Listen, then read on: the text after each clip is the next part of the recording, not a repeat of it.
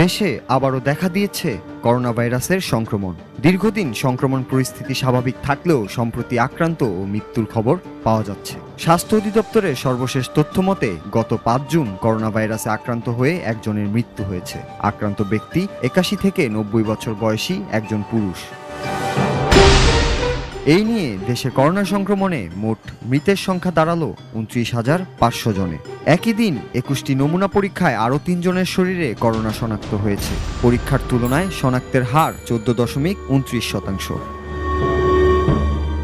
তবে স্বস্তির খবর হলো একই দিনে করোনা থেকে সুস্থ হয়েছেন ৩ জন। দেশে এ পর্যন্ত সুস্থ হয়েছেন ২০,১৯,৩৬০ জন মানুষ।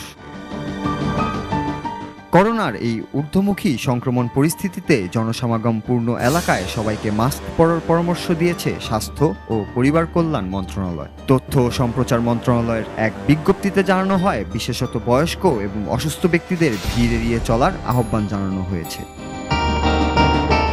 করোনা শনাক্তের হার বাড়তে থাকায় সরকার নতুন করে সতর্কতা জারি করেছে।